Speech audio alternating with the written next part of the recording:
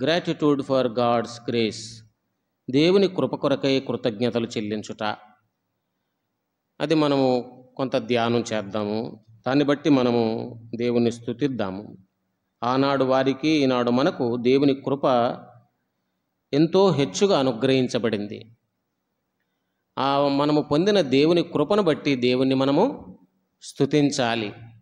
మనందరి కొరకైన దేవుని కృప ఎంతో గొప్పది. 117వ కీర్తనలో మొదటి చరణం ఏమని రాయబడింది? 117 మొదటి చరణం, యెహోవా కృప మన ఎడల హెచ్చుగా ఉన్నది. కాబట్టి ఆయన కృప మన ఎడల హెచ్చుగా ఉన్నది. దేవుని కృపను గూర్చి మనం ఆలోచన చేసి మనము దేవుని కృపను ఏ విధంగా అనుభవిస్తున్నాము, దేవుని కృపణ వలన ఎలాంటి మేలులను అనుభవించామో వాటన్నిటిని తలంచినప్పుడు మనము కూడా ప్రభువును హృదయపూర్వకంగా స్తుతించి ఆరాధించగలము. కొరింథీ పట్టణంలో ఉన్న ఈ సంఘము వారు ప్రభువునందు సంఘముగా పరిశుద్ధపరచబడి సంఘముగా ఏర్పరచబడక ముందు కొరింథీ పట్టణస్థులు చాలా చెడిపోయిన వారు, పాడైపోయిన వారు. బాగా చెడిపోయింది, ఆధ్యాత్మికంగా పూర్తిగా మరణించిన స్థితిలో ఉంది. ఆ దినాల్లో ఎవరినైనా వెటకారం చేయాలి, జోక్ చేయాలంటే ఏరా నువ్వేమన్నా కొరింథీయుడవా అనేవారట. బాగా హీనపరిచినట్టు మాట, వాళ్ళని సిగ్గుపరచడానికి ఆ మాట వాడేవారు అని డాన్ ప్లెమింగ్ అనే దైవజనుడు చెప్పారు. కాబట్టి ఆ రకంగా వాళ్ళు చెడిపోయి ఉన్న పట్టణంలో చెడిపోయిన ప్రజలుగా పాడైపోయిన వారుగా ఉన్నారు. అందులో ఇక ఈ రకమైన పాపం లేదు అనడానికి లేదు. తల నుంచి అరికాల వరకు అని యెషయా చెప్పాడు కదా, అలా చెడిపోయినట్లుగా పూర్తిగా బొత్తిగా చెడిపోయి ఉన్నారు. అయితే 2వ వచనంలో మనం చదువుతున్నాం, కొరింథీలోనున్న దేవుని సంఘమునకు, అలాంటి భయంకరమైన పట్టణంలో కూడా దేవుని సంఘాన్ని దేవుడు స్థాపించారు. ఎందుకంటే లోకంలో నుంచే కదా, పాపంలో నుంచే కదా తన బిడ్డల్ని ప్రత్యేకపరచుకుంటాడు, పాపుల్నే ప్రత్యేకపరచుకుంటాడు. దాన్నే సంఘం అన్నాం. వీళ్ళు ప్రత్యేకంగా తయారవ్వరు, మనం ప్రత్యేకమైన తయారైన వాళ్ళం కాదు. మనం అదే వ్యక్తులము, మనం అదే మట్టి శరీరాలము, మనం అదే కుటుంబంలో ఉన్న వారలము, మనం అదే నేపథ్యాలు కలిగిన వారలము, మనము కూడా చెడిపోయిన వారలమే. అయితే మనల్ని ఆయన ప్రత్యేకపరచుకుంటాడు. క్రీస్తు యేసునందు పరిశుద్ధపరచబడిన వారే పరిశుద్ధులుగా ఉండుటకు పిలువబడిన వారికి అన్నాడు. పరిశుద్ధపరచబడి పరిశుద్ధులుగా ఉండుటకు పిలువబడిన వారే దేవుని సంఘము. కాబట్టి ఆ రకంగా మనం పరిశుద్ధపరచబడ్డాము, పరిశుద్ధులుగా ఉండుటకు పిలువబడ్డాము. అయితే మనం చెడిపోయిన వారం, పాడైపోయిన వారము అనే విషయాన్ని మనం మర్చిపోరాదు. మన పిలుపుకి, మన పరిశుద్ధతకి, ఇదంతటికి కారణము దేవుని అనుగ్రహము, దేవుని కృప. ఇదే కొరింథీయులకు రాస్తూ పౌలు గారు ఏమన్నారు? నేను ఏమై ఉన్నానో దేవుని కృపయై ఉన్నాను అన్నాడు. కాబట్టి మనం ఏమై ఉన్నాము అంటే దేవుని కృప, అంతే. మనం ఆధ్యాత్మికంగా ఏమై ఉన్నాము? దేవుని కృప. నైతికంగా కూడా బాగుండగలిగామా? దేవుని కృప. భౌతికంగా బాగున్నామా? దేవుని కృప.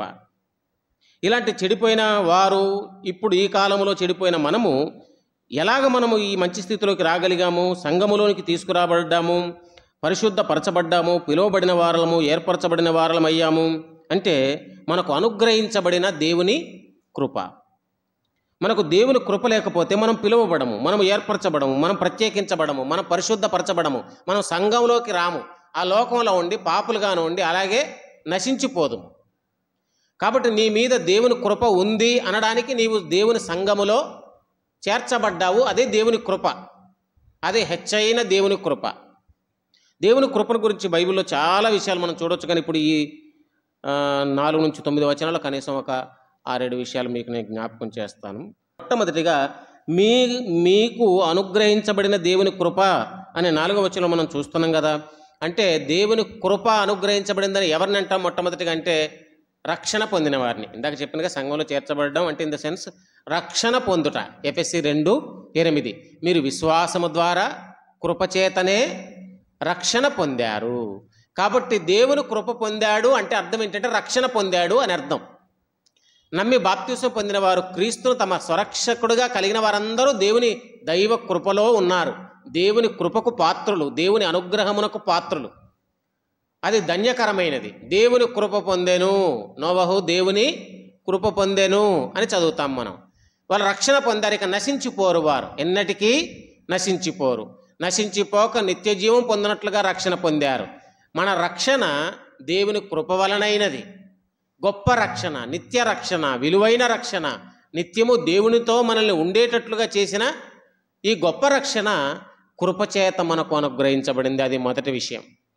కాబట్టి కొరింథీయులను చూసినప్పుడు అలాంటి భయంకరమైన స్థితిలో ఉన్న వారిని కూడా దేవుడు కనికరించి ఆయన కృపనిచ్చి వాళ్ళని రక్షించాడు. మనలాంటి పాడైపోయిన వారిని, దుర్నీతి పరుల్ని, దుర్వ్యసనాలతో, దురలవాట్లతో ఉన్న మనకి ఆయన కృపనిచ్చుటను బట్టి మనం ఇప్పుడు రక్షణ పొందాం. నేను రక్షణ పొందానండి, నేను దేవుని బిడ్డనండి అని మనం చెప్పగలుగుతున్నాం. దేవుని కృప పొందినవాడు దేవుని బిడ్డగా మారాడు. దేవుని కృప పొందినవాడు దైవ రక్షణ కలిగి ఉండగలిగాడు.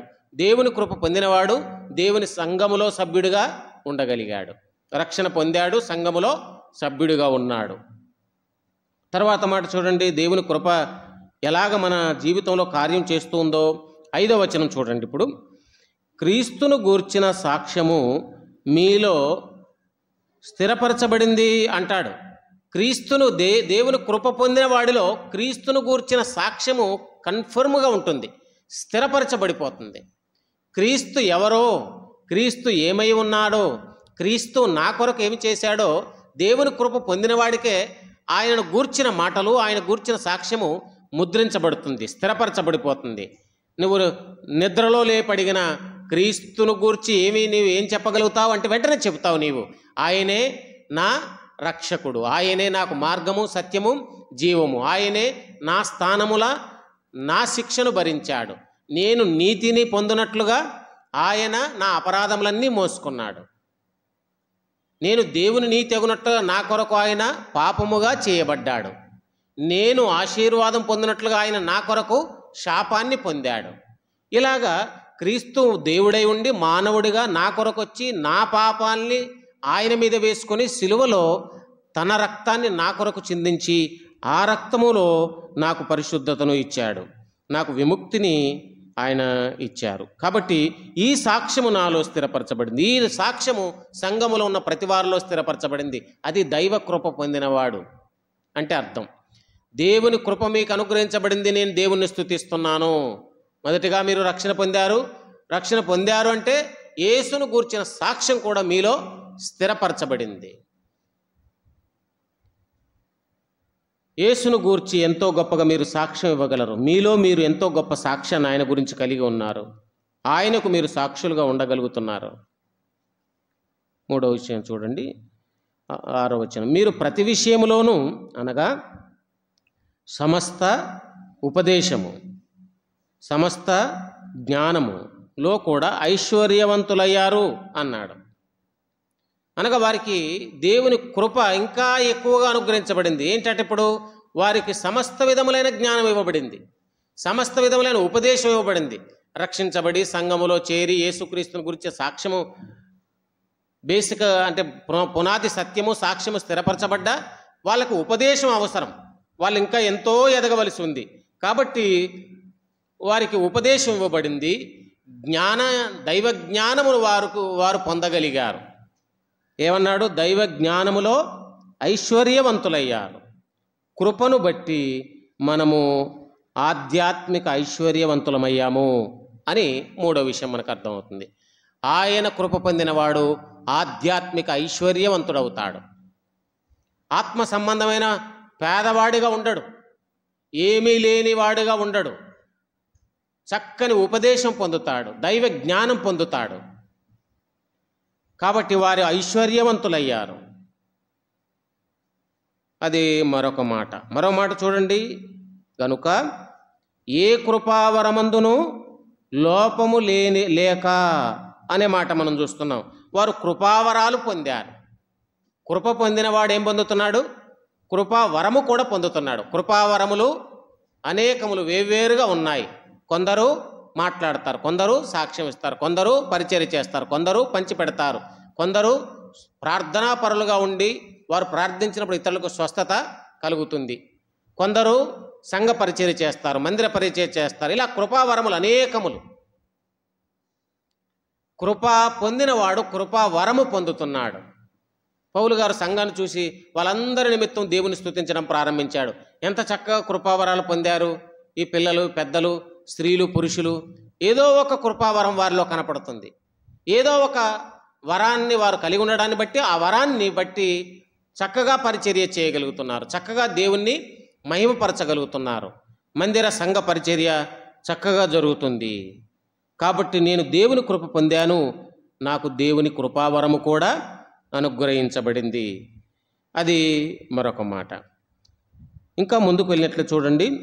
మీరు మన ప్రభువైన యేసుక్రీస్తు ప్రత్యక్షత కొరకు ఎదురు చూచుచున్నారు. కృప పొందినవాడు రెండవ రాకడ కొరకు ఎదురు చూస్తున్నాడు. రెండవ రాకడ, మొదటి రాకడను గురించిన సాక్ష్యము తనలో స్థిరపరుచుకున్నాడు. రెండవ రాకడ గురించి ఎదురు చూస్తున్నాడు. దైవ కృప కలిగిన వాడు యేసు నా కొరకు తిరిగి వస్తాడు, నన్ను ఆయనతో కూడా తీసుకుని వెళుతాడని దైవ కృప పొందినవాడు నిరీక్షణతో ఉంటాడు.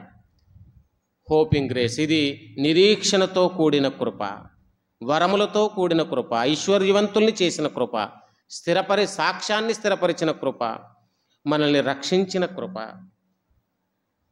నేను మహిమా నిరీక్షణ కలిగి ఉన్నాను, శుభప్రదమైన నిరీక్షణ కలిగి ఉన్నాను, సిగ్గుపడని నిరీక్షణతో మనము జీవించగలుగుతున్నాము, జీవముతో కూడిన నిరీక్షణ మనం కలిగి ఉన్నాము.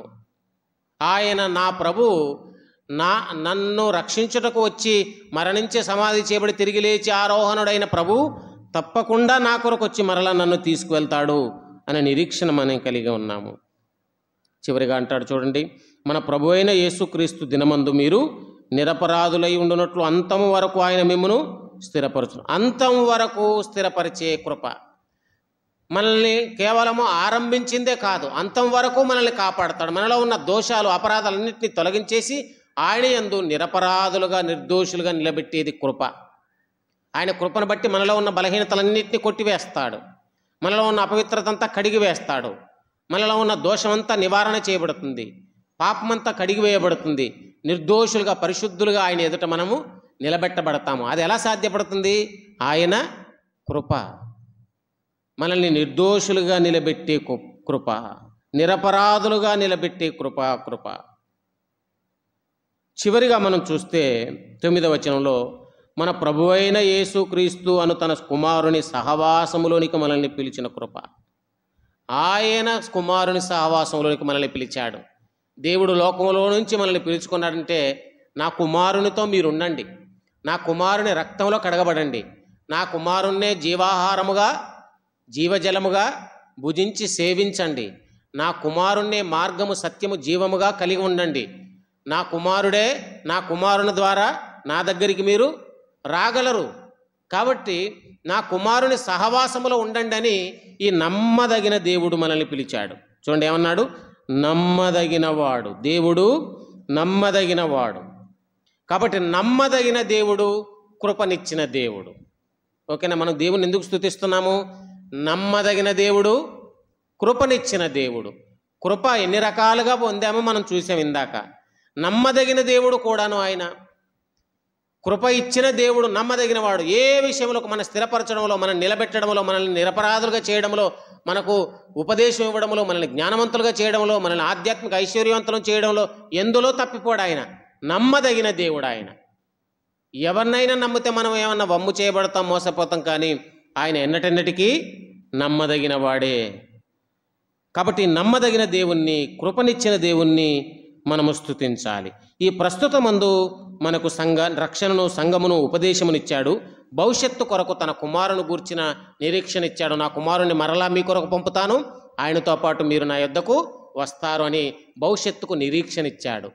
ప్రస్తుతానికి రక్షణ ఇచ్చాడు, భవిష్యత్తుకి నిరీక్షణ ఇచ్చిన నమ్మదగిన దేవుడు మన దేవుడు. కాబట్టి మనం ఆయన్ని హృదయపూర్వకంగా స్తుతించి, ఆరాధించి గొప్ప చేయాలి.